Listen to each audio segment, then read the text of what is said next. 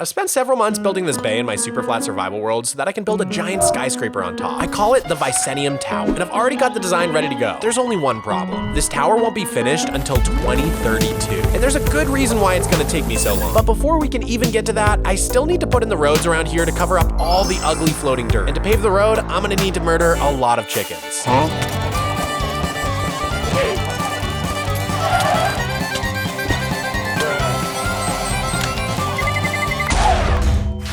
I'm not just some sort of sicko, I swear. I need these wither flowers to make black dye. Back in 2018, the update Aquatic removed squid from SUPERFLAT worlds, making them extinct in our world. The only way for me to get more ink sacks is by fishing them up, and it's super rare. So I saved my sack stash for making book and quills for my library. Now that I have enough black dye, I can start crafting all the materials I need for the roads. I started with concrete powder since it's the easiest. Sand is the only block I allow myself to dupe in my world, so I have plenty of it stocked up in the end dimension. And I have basically infinite gravel from my piglin bartering machine. On the way back to Vicenium Bay, I grabbed some smooth basalt from my base to cross that off the list. Then I made sure to craft double the concrete powder I needed so that I could convert half of it to actual concrete. But before converting the powder, I stopped by my sheep farm to grab some gray wool. Unfortunately, I didn't have enough, so I went to bed running the sheep farm overnight, and when I woke up, I was greeted to an absolutely ridiculous amount of gray wool. After converting the powder into concrete, I quickly crafted a bunch of black glass, which wasn't even on my list, but I knew I needed at least a few shulkers of it for the project, so it was a worthwhile detour. Okay, I've got all these materials here, but I still have to get all the cyan terracotta. Now, normally I would just go to Macy's, where I keep all of my mason villagers. I have at least one of each terracotta trade here, so this is usually my best bet for getting any terracotta I need. But since I can only trade for 24 blocks of terracotta each day, this method just isn't gonna cut it. I wanna build a large-scale industrial farm for converting all the dirt I've dug into terracotta, which, believe it or not, is possible. I have this small dripstone farm here that I made to multiply the dripstone I bought from the wandering trader. We're gonna use this here to make a much bigger dripstone farm. So first, I'm gonna build out a big platform. Okay, now we have to flood this entire thing. We just need 2 buckets of water, and now we can just spread them against the side like this. All right, and now we should be able to just place these dripstone and wait. I think it might take a minute for them to fully grow, so I'm just gonna AFK for a bit, and we're gonna see what happens. I left my game running for several hours, and when I came back, there was plenty of dripstone to harvest. But rather than keeping it, I reinvested it all to expand the farm. So I bought a bunch of stacks of dripstone blocks, and I kept making the platform bigger until I ran out of dripstone. Okay, while we wait for all that dripstone to grow, I want to take you guys over to this little hobbit hole here. I built this years ago now, but it's never really had a single use. It just kind of looks cozy. But today we're finally going to give this place an actual function. All right, I knocked out this door, and we're going to use this huge space under all the terraforming to hide the farm. So it's time to actually start building the farm. I've got Lightmatica set up here to make sure I don't mess up any of the redstone. I quickly built the first module of the farm, which is going to convert the dirt into mud by splashing it with water bottles. I flew to my library to purchase some glass for my villagers, and once the bottles were in place, I was ready to test it out. Okay, here we go. Ooh. Okay, wait, I think it's working? I was happy enough with the results that I began finalizing the hallway where I'd be placing the dirt. I used dark oak and spruce wood to match the rest of the hobbit hole, and at the end of the hallway, I created a hopper dropper loop to continuously shoot out dirt to refill it in my inventory as I'm placing it. Then I began carefully building the next module, which takes the stream of mud and redirects it into 4 different quadrants. Okay, I think the dripstone farm should be ready to harvest by now, so we're gonna go grab that, and then we can start building the next phase of the machine. Mud can be dried into clay by placing it on a block with dripstone underneath, but it usually takes anywhere from 6 to 20 minutes to fully convert. So the machine spreads the incoming mud into many different cells, each lined with pointed dripstone. Even with the player placing dirt as fast as possible, it takes the mud long enough to make it through the array that most of it will have converted to clay by the time it reaches the end. Building the cells was pretty repetitive and went by quickly. Then, after crafting some redstone supplies, I was able to put in all of the pistons, slime, and honey that feed the mud and clay through the array. The last step in the machine is a TNT-efficient blast chamber. Since I don't use TNT duping, this machine condenses the clay into a big block so that each TNT blast breaks as many blocks as possible. I've checked this thing like so many times at this point, I feel like I just have to give it a test run. We're gonna place dirt. Why am I so nervous? Okay. Start placing dirt. Oh, it's splitting in 4 directions. Oh, I think we did it. Here we are. It's about to go. Things are happening. Okay. Okay, it's splitting. Oh my God, this is a beautiful sight right here, dude. Are you guys seeing this? Finally, the very first TNT was dispensed. And since I was streaming, I was able to capture my entire reaction. Trapdoor open. Oh, let's go! We got our very first clay! Dude! Oh, let's go, man. What a great feeling. For years now, terracotta has been the bottleneck on my biggest projects. From the pink terracotta at the mob hotel to the cyan terracotta at my end base, it has continually haunted me whenever I'm grinding for resources. That smile is the smile of a man who has conquered one of his demons. I have plans to add an auto crafter and a self-sustaining super smelter to the collection system to automatically convert the clay into terracotta, and maybe even some sort of crafter system to dye it whatever color I want. But for now, I'm just crafting the clay myself and bringing it back to my base where I already have a super smelter. Finally, it's done. I cannot believe how long it took me to get all of these resources. But now that we have these, this road is literally going to just print before our eyes. Don't believe me? Just watch. Don't believe me? Just watch. Okay.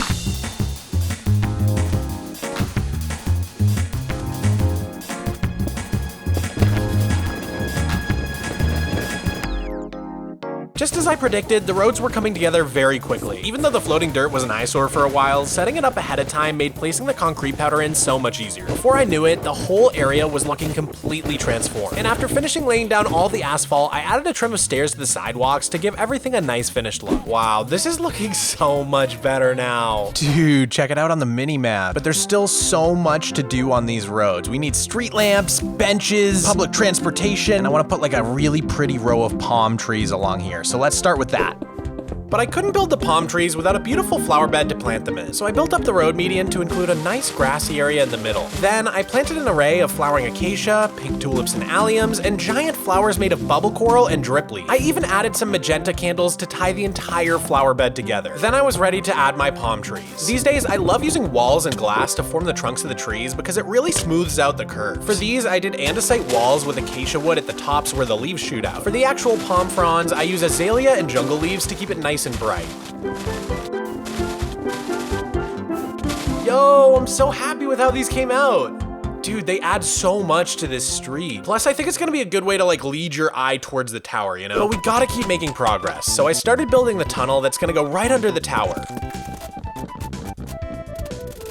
There are two small entrances in the tunnel that'll provide direct access into the restaurant that I plan to put underneath the tower plaza. More on that later. I gave the tunnel a 3-centered arch shape, and I lined each wall with ornate lanterns to provide some light for the pedestrians, carriages, and trolleys that'll pass underneath. The Vicenium Bay is the biggest project I've ever taken on, and it's already taken me months just to put together what we have so far. But as I hinted in the beginning of the video, the tower won't be finished until 2032, the 20th anniversary of my world. That's actually what Vicenium means, 20 years, and I'm finally ready to tell you why it's gonna take so long. The tower will be 20 stories tall, with each floor representing one full year in the world. The interior will essentially be a museum through time, showcasing the history of everything we've built and the evolution of SUPERFLAT throughout the years. In this video, we're gonna finish the exterior of the build and finally give my dragon egg a home at the top of the tower. But filling in each floor will become a yearly tradition in our world until 2032, and I'm really looking forward to seeing the museum come together over the next 7 years. People always ask me what I would do if I somehow got hacked and lost my Minecraft world or my account after all the years I've put into it. And I used to worry about this sort of thing all the time, but honestly, I never even have to think about it anymore. I want you guys to enjoy the same peace of mind that I do when it comes to your online security. So I'd like to take a moment to talk about today's sponsor, Bitwarden, a product that I've used every single day since I signed up in June 2021, back before I even did YouTube full-time. I really do think Bitwarden is the best password manager out there. You can get started for free and store all your passwords in your vault along with any other secure data you'd like to store, like credit cards and passkey. On the surface level, having just one master password might seem less secure, but this really isn't the case at all. If you're going through life without a password manager, you're likely doing one of two things. Either you've written down all your passwords physically or on some sort of notes app which could be easily compromised, or you've simply memorized all your passwords, which are basically 2 to 3 mildly secure phrases with slight variations, and it usually takes you at least 3 tries to get into any account. With a password manager, you can use randomly generated ultra secure passwords for each and every account. And since you only need to memorize your master password, you can make it extremely secure. Some of the most secure passwords out there are actually strings of completely unpredictable words, like,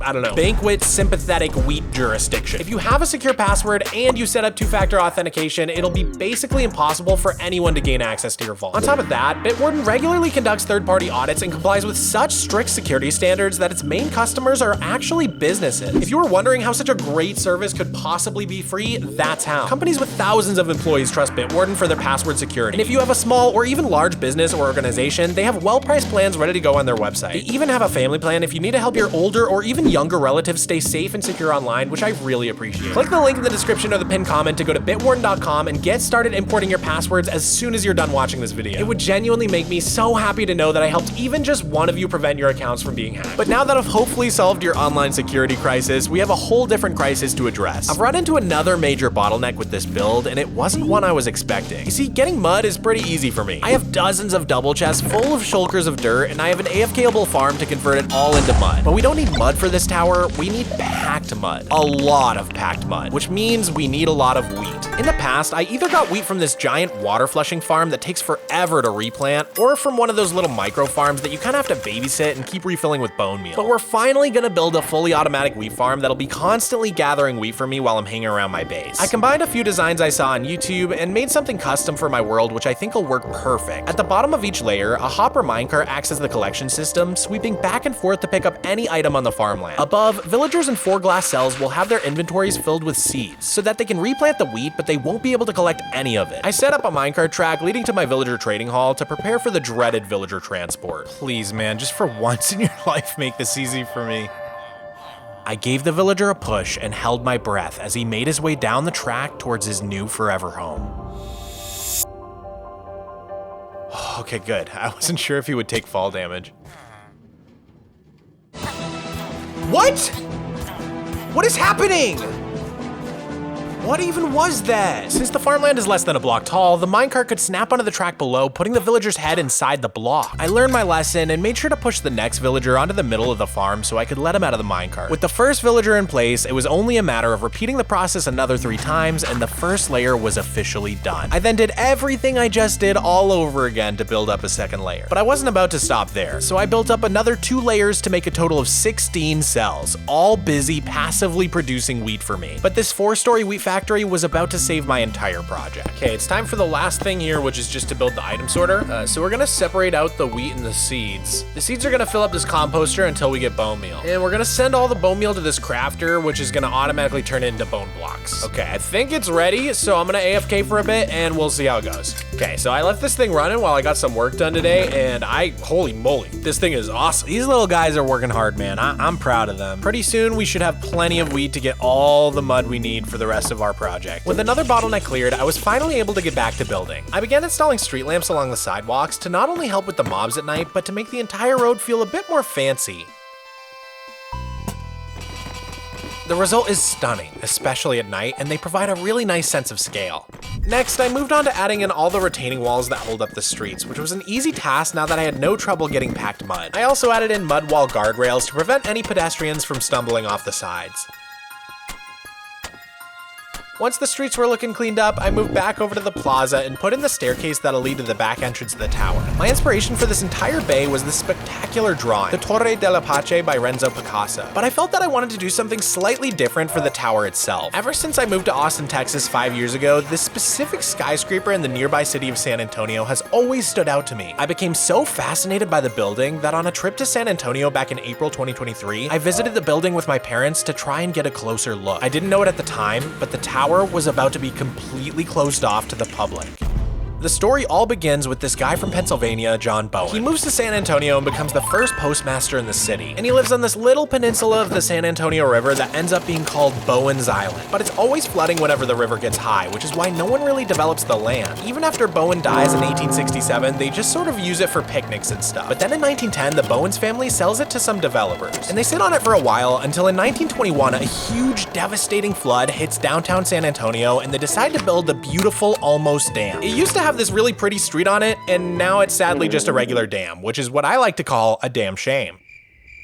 They also carved a new channel that cuts across this bend in the river, allowing them to control the level of the water in the downtown area. And in doing so, they filled in the peninsula. With all the terraforming work out of the way, Bowen's Island was ready to be developed. And so in came Jim and Albert Smith, 2 brothers who had built their wealth building roads in Texas and were looking to develop the whole plot. They partnered with Jay Young and they call it the Smith-Young Tower. And they hired the father-son architecture firm Ayers and Ayers to design it. Now the son Robert Ayers was inspired by the Gothic architecture he saw while studying on the East Coast. So he designed the building building in a neo-Gothic style, which I'm really excited to try building in Minecraft. But so the tower opens to the public in June of 1929, and it's a huge hit. It's got a brand new Sears store, 5,000 people show up to check it out, and the Smith brothers are laying plans to build an entire neo-Gothic skyline in downtown San Antonio. But then just a few months later in October, the Great Depression swept the nation and the Smith brothers lost ownership of the building. Their vision for downtown San Antonio was dead, but the Smith-Young building lived on, hosting fallout shelters in World War II and the Cold War, which is what I had seen on my visit. Nowadays, it's known as the Tower Life building, but right now it's completely closed to the public. But I'm happy to say it's for the best possible reason. When I visited the tower, it had abandoned commercial spaces and sleepy law offices. But now the entire building is being renovated to bring back the retail spaces, connecting the building to the famous Riverwalk down below once more. Not only that, but 243 apartments are planned to go above, which makes me so happy because I really think a building that special deserves to be lived in. After hearing about the renovation plans for the building, I was so inspired to get to work on my version of the project in my world. And so I began by building up the entrance for the tower. I had to do a lot of my own designing on the base of the build, because the first 6 floors of the real Tower Life building are very specific to the plot of land it sits on. I basically snipped off the top of the tower for my design. Thanks to the help of the incredible people at Amigo walking tours in San Antonio, I was put in the direction of some incredible footage of the building, courtesy of McCombs Enterprises, which reveals the stunning Gothic details. I was inspired by the real entrance's deep alcove with the ornate grille in front, which I attempted to emulate using dried kelp blocks and iron bars. And seeing the Gothic rib vaults present both outside and inside the structure is actually what inspired the ceiling design underneath the plaza. Once I got to the more repetitive part of the build, the tower quickly grew in height. But as I approached the more ornate detailing at the top of the first segment, I began running out of steam. I figured I'd switch things up and try to work out the collection system for my dirt to terracotta converter, but I just don't have the redstone skills for that, so I got frustrated pretty fast. Luckily, I'm working with some people on my Discord to come up with a new design. Instead, I decided the most productive thing to do would be to create a temporary storage room. So I packed up all my shulker boxes and moved everything up to street level. It actually felt so good to get organized and clearly label everything. But even still, I was having trouble getting back to building the tower. Something just felt wrong about constantly seeing all these floating roads. So I made the executive decision that it was time to get started with the terraforming. Once again, we had some items to collect, but this time we had all the farms to do it.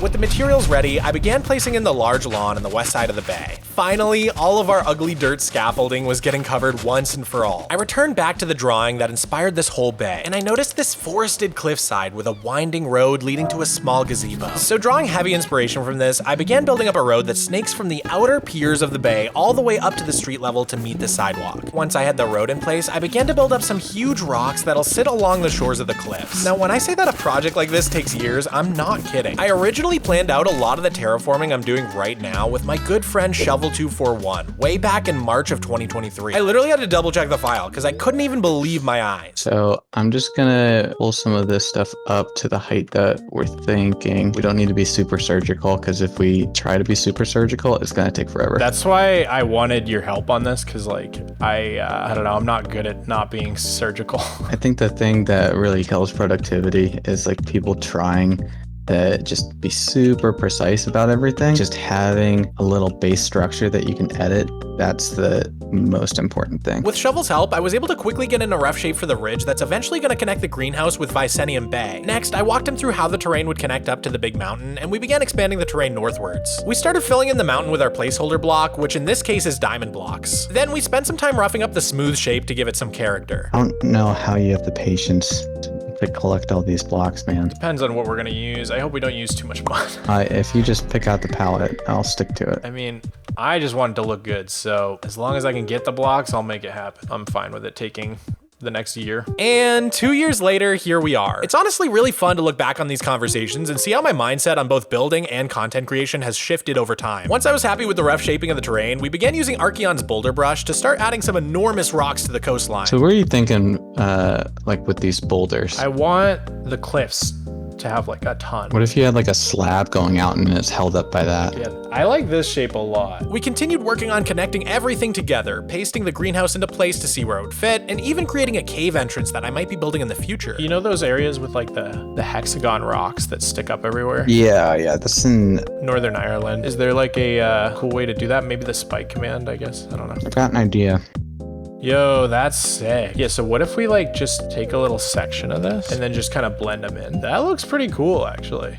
Eventually, it was time to start texturing our placeholder blocks. So Shovel and I began to discuss block palettes together. Shovel had to go, but we made sure to paint a little section of the terrain together before he left so that I could get the hang of I it. think that works fairly well though. Yeah, I like this a lot. And then with these rocks, you can probably go further down in the gradient just to establish that they're different. Something like that. Yeah. So you can play around with that. I'm not gonna do too much for you, but No, I like it a lot. that's what I would recommend. I ended up doing a huge amount of the texturing by hand anyhow because I'm very stubborn and because I think it really does make a difference. But starting off by using the creative commands and tools gave me a great base to work off of. All right, thanks for the help, dude. Yeah, no worries. I gotta give a huge shout out to Shovel and the rest of the bakery who taught me basically everything I know about building. But the fact that we did this over 2 years ago at this point just shows that ideas this big can take literal years to execute. A crazy amount of thought, planning, and time goes into building something of this scale. It doesn't just appear in my world overnight. Recently, this actor Timothée Chalamet won an award and he said this. The truth is, I'm really in pursuit of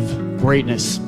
I know people don't usually talk like that, but I want to be one of the greats. I'm inspired by the greats. This doesn't signify that, but it's a little more fuel, it's a little more ammo to keep going. Thank you so much. I don't know if it's just because he's the same age as me or what, but for some reason it really resonated with me. Even if it sounds corny, I want to be one of the greatest Minecraft players of all time. And I've worked so hard towards that goal, but there's still so far to go. And so, filled with a renewed determination, I entered a building trance. Eventually, I plan to fill up a large section of my world with water to create a huge ocean. Since my SUPERFLAT world is 13 years old, the bedrock layer is at Y level 0, meaning ever since they expanded the build limit downwards, I can build 64 blocks below bedrock in my world. I ended up breaking tons of bedrock to build a deep underwater trench in the harbor at my base, but it took an insane amount of time. So for the rest of the ocean, my plan is to make sort of like a pixel art 1 block above the bedrock to create the illusion of depth on the ocean floor once the water's all filled in. I began experimenting with some designs along the coastline, and I had a lot of fun incorporating some swirling patterns to represent the currents getting trapped in between the rocks of each inlet. I was starting to really get into a groove, and I began adding little moments of detail into the terrain to add some variety. This grassy hill has a scattering of blue flowers cascading downwards to the sea. Nearby, a large cliffside inlet contains a variety of intimidating natural basalt columns. I got especially loose with this cliff, which was tall enough to allow me to get, dare I say, artistic, with the swirling crevices carved into the side by the salty ocean wind and rain. I have plans to fully integrate the cliffs with the greenhouse and eventually with the mountain that I've been planning for years now. But I added up all the time in my replays, and it was almost 24 hours straight of terraforming gameplay. And honestly, I'm very happy with the terrain for the time being. So I turned my attention to the end of the road where I'd like to build a tunnel to Salacia Beach. I will need to redo the cliffs on the beach to accommodate the new tunnel, but I think it'll be worth it to further connect my world together. Next, I built a pedestrian staircase leading to a small plaza sitting atop the tunnel entrance. I wanted to include a decorative golden frieze on the entrance, but gold blocks don't have stairs, slab, or fence counterparts. So instead, I used different variants of bamboo wood, which I recently gained access to through the loot chests and trial chambers. Since I still can't grow any bamboo myself, bamboo is the rarest wood type in my world, so it actually makes a pretty fitting replacement for gold, which ironically enough is super easy to get in SUPERFLAT. At that moment, I realized that I somehow completely forgot to finish off one of the giant rocks along the coastline.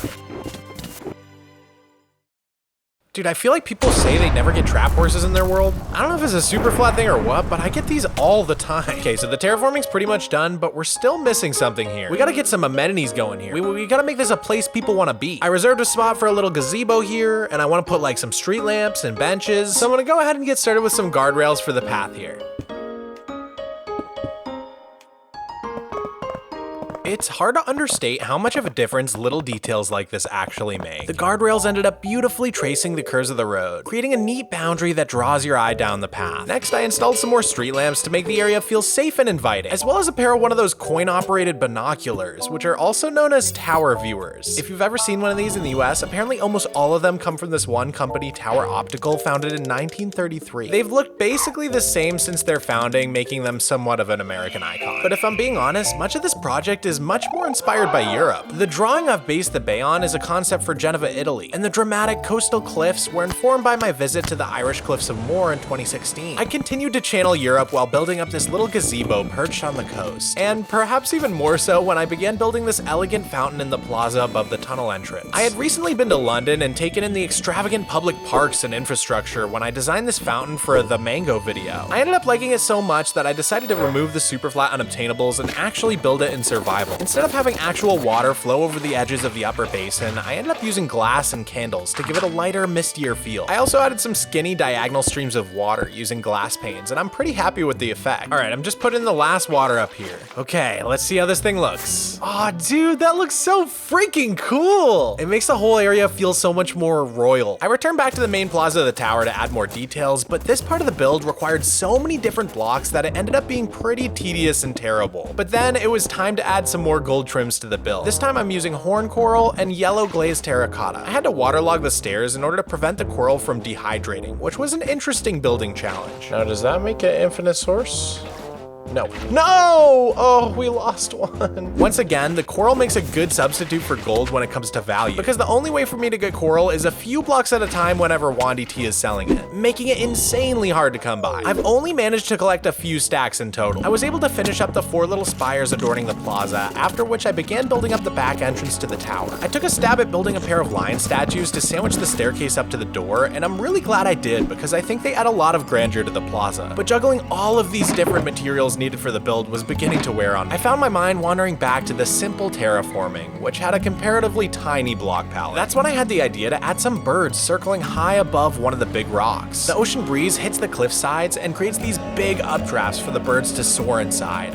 Wait, that looks so cool. Yeah, so building this part has been a lot, I'm not gonna lie to you guys. And there's still a major expansion I want to do here in these spots, but it's gonna take me forever. But I think I do have the perfect way to relax and just clear my head. If you look at this terrain, there's one crucial thing missing. It's trees. This place desperately needs some trees. I'm gonna go out on a limb here and say this is gonna be pretty fun. I started off small with some scattered foliage near the gazebo we made. Then I climbed to the top of the hill and continued adding small trees while beginning to sprinkle in some larger ones as well. I have a rule in my world that every single tree must be completely unique as in nature. No copy pasting. And speaking of unique trees, it was time to add in the focal tree. One extra large, extra stylized tree to create a captivating silhouette and distract from the fact that I can't build 1,000 custom trees in one episode. Bumbling through brush, my botanical escapades continued. I added trees all along the road to make it feel much more overgrown. Next, I decided to add a singular pine tree to the top of the hill, but I really want to add in a lot more of these eventually. The fern in the flower pot works so weirdly well on top. As the fog rolled in off the imaginary sea, I tried tackling a willow tree. My method for the deciduous trees has been to use mud walls, glass panes, and various spruce wood components to create a convincing trunk and limbs. From there, the key is to gradient the leaves with darker leaves on the bottom and lighter leaves on top where the sun would hit. You also gotta make sure not to overdo it with the leaves, especially on the bottom. When you stand below a tree in real life, it's easy to see the branch structure and all of the patches of sunlight peeking through. Only from above do the trees appear fluffy and full. To get that weeping look, I added columns of glass panes and candles, which honestly work surprisingly well for this.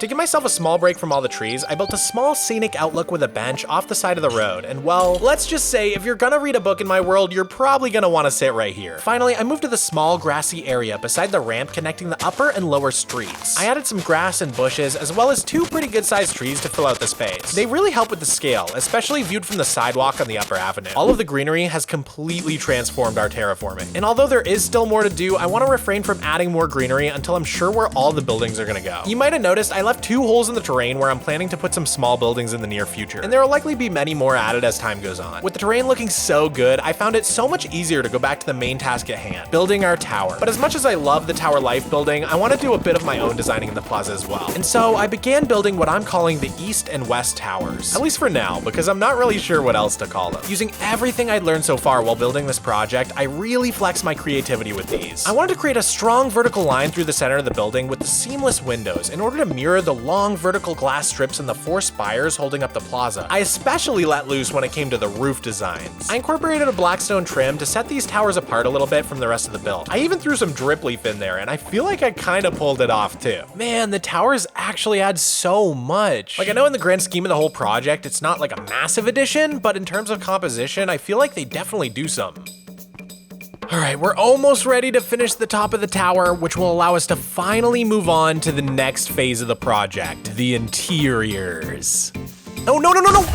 Oh, dude. The interiors. I want to build an extravagant restaurant in this space here with an industrial kitchen in the center. And obviously we're gonna need a super luxurious lobby in here. Right now I'm planning to put hotel rooms in the east and west towers, but I'm definitely open to suggestions. And of course, we need to fill in the first 13 floors of the museum to cover the 13 years we've played so far in the world. But I did have a few last things I wanted to finish on the exterior of this build before we finish the top of the tower and move on to the interior. First off, I want to connect everything with stairs and elevators. So I want to have like a big freight elevator here going straight into the kitchen, and then each of these little towers on the piers here need staircases to get up. And I want elevators in these 4 towers as well as over here to bring people up to the street level. But secondly, I want to bring the streets alive with a trolley system and some horse-drawn carriages. That's why I notched out the exact center of the road here so that we can figure out where to put the trolley tracks. But I actually think I should wait until next time to do both of those things. My world is actually still in 1.21, meaning I haven't collected any of the blocks and items from the Garden Awakens or the Spring to Life drops. This includes the pale wood, which I really want to use on the trolleys and carriages. I messed with some designs for a bit in creative mode and they came out so cool. And as for the stairs and elevators, I think it could be smart to wait for the upcoming Happy Gas drop. The new lead mechanics have really shaken up elevator technology in the Minecraft space. And since some of these elevator shafts are pretty skinny, I might actually benefit from being able to hide like a boat with a lead attached to it in the wall. I'd actually love your help figuring out how to hide some cool elevators in this build. I'm planning on doing a world tour next month on my side channel Mogswamp to celebrate 13 years of my Flatworld series. It's the first world tour I've done since August 2021, and so I'll be including a free world download of my SUPERFLAT world in the description. I hope you subscribe to Mogswamp so that you can download the world as soon as the tour comes out and help me plan all the elevators for this build. Or if you really can't wait till then, you can get the download right now by joining my Patreon. I think it's time, guys. It's time to finish this tower. I've been designing this for years. I've been building this for months. Let's finish this thing off and put the top on this tower. I don't know why I'm so nervous. Here we go. I started off slow, completing work on the crown of the tower's first segment. As the tower ascends, it recedes inwards, creating a sort of wedding cake effect with 3 tiers. But that means most of the detail in the build is concentrated towards the top. Luckily, I found a great point of reference online to help me design the build. Thanks to the University of Texas San Antonio's digital archive, I was able to find this beautifully rendered elevation of the building included in the plans for a 2009 restoration to the top of the tower. This ended up being an essential resource for me as I constructed my facsimile of the tower. Of course, I am taking some artistic liberties because you simply can't build fully accurate replicas of real buildings in a game where you're restricted to blocks that are a full meter across. But you know, you do your best. I finished the middle segment of the tower and began adding on the crown. Thanks to the technical drawing, I noticed what I thought were gargoyles hanging off the sides, but I discovered that they aren't actually gargoyles because gargoyles are specifically equipped with drain spouts that direct rainwater away from the building. Hence the gargling, I guess? So creepy statues without spouts are just grotesques, including these faces that I couldn't help but notice on each of my visits to the tower. Guys, I gotta be real. I don't know if I can get this project done. I'm trying to focus, but I just feel like my head is in the clouds. At last, I moved on to the final segment of the tower. After shrinking the octagonal shape down once more, I began building layer by layer. All right, this tower's coming together, but we are out of copper, so I gotta run to a trial chamber real quick. You know, in the past, we just would have gone to the end and AFK'd at our copper farm, but it's way more fun to just take apart a trial chamber. Gathering the copper was a nice break from building. It felt weird to be underneath bedrock instead of hundreds of meters in the air. Plus, it gave me the chance to take in the full view of the bay on the way back. I went back to working on the final segment of the tower, which is the most unique by far, with colorful decorative elements and arched windows on the 3rd level. But before I knew it, the section was finished and it was time to put on the roof. 8 window dormers sit on the roof, one for each face of the irregular octagon. To complete the finial on each one, I sacrificed 8 wither skulls, which really put the goth and neo-gothic. Further up the roof, 4 smaller dormers jut out in the 4 cardinal directions. But instead of finishing with a point like a boring old roof, the tower caps with a huge decorative cupola with beautifully patinated copper plates. Recreating this was probably one of the most fun parts of the entire build. I needed to grab so many weird resources to get the texturing right, but it was so worth it in the end. After adding on the antenna, there was only one thing left to do. Oh my god. I can't even talk right now. I'm trying not to swear. The tower's done. The tower's done. I can't believe it. The view from up here is insane, dude. What the heck? All right, so this tower is basically finished, but we need, of course, to put on the finishing touch right here. Right in that little gap. God, I'm so happy right now. You guys have no idea how good this feels. I have been working on this tower for so long. Oh my gosh. Look at that view. Dude, Dude, it's like I'm in San Antonio. I've literally had my dragon egg for years now, but it's finally time to give this thing a proper home. Dude, the view is crazy. I can't get over that. This is the most insane project I have ever done. Oh, okay, I'm so nervous. Here we go, guys. Time to finally give my dragon egg a home. Oh!